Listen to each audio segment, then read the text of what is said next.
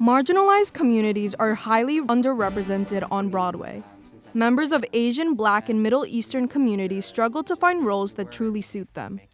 While Broadway has made efforts to highlight these voices, many ethnicities still go unnoticed. So how does a first-gen Filipino American go from standing alone in his community to being a Tony Award-winning Broadway producer and uplifting marginalized voices along the way? The answer is Rob Laqui. I think what led me to theater to some extent, I've always been really independent. Like even when I was like a baby, like I would just like, my parents would just find me like crawling around. Rob grew up in suburban Minnesota, and he was the first person in his family born in the States. Surprising his parents, Rob found a love for the stage and knew he wanted to be a performer. I joke with my mom all the time. I'm like, you move to this country for opportunities for your children, and you don't think, hey, your kid's gonna become a puppeteer. But here we are. After graduating college, he joined the East Village theater company La Mama ETC, where he met the founder Ellen Stewart, who inspired him to stay in New York. So I showed up because I was coming from musical theater world. I showed up with my dance bag, and like I was ready to like sing a 16-bar cut and do a split and some, a soft shoe number. And literally we had a conversation. We talked about my family, my background, what I wanted to do or what my goals were. And she kind of gave me like a look up and down, like a once over. And she was like, okay, you'll do. I was like, cool, thanks. Soon, Rob found himself in high places. On the first tour of Warhorse, dancing with Cirque du Soleil. We all find our own individual way to make the expression work. And even landing a role in one of the first productions of Here Lies Love at the Public Theater, Rob even moved across the world to work at the National Theatre of Great Britain, where he learned to fundraise for shows. So, number one, getting to like see the BTS of like agreements, budgets, how that world worked. I feel like the National was incredibly generous.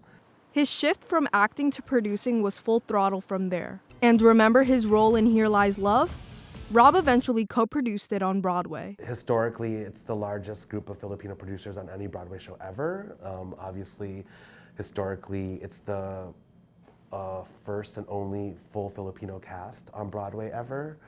The most Filipinos working on a show ever across departments. He went on to co-produce the Tony Award and Pulitzer Prize-winning musical A Strange Loop, a musical following a young Black queer writer struggling to break free from his strange loop in society. And then you were also involved in A Strange Loop, and I just was wondering how that experience was, and I mean winning a Tony Award and Pulitzer Prize, and just like, can you take us back into like that moment and like what that meant to you being a part of that? I'd been to Tony Awards before, but obviously going to a Tony Awards where you are nominated is a crazy experience.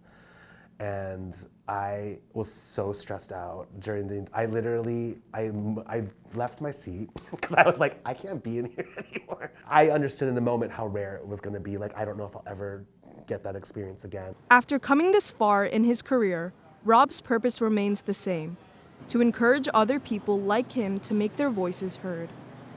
Along the way, Rob and other colleagues formed the Industry Standard Group, an organization that creates opportunities on Broadway for underrepresented and marginalized groups. I think for people that might feel isolated in this industry, or any industry, especially people that are from other communities, there are people out there doing the thing that you want to do.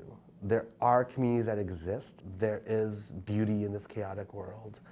And part of what we do is really shape that and make sure that we don't forget it, because it's very easy in traumatic and chaotic times to forget that we're not alone in it. I really appreciate that answer because I grew up in Brooklyn, in like New York my entire life, and now I go to school at NYU, but just like living in New York my entire life, I've always been in theater spaces where I was the only, I'm also Filipino, half Colombian, so being in those spaces where I was one of the only like people of color in that room. But as he walks the streets of New York every day, he remembers every show that made him into who he is now. I feel like I owe the institution a lot. They really are the birthplace of me being a New Yorker. New Yorker. At heart, I'm still from Minnesota. Just a Filipino kid from Minnesota. Catalina Almeida from NYU News.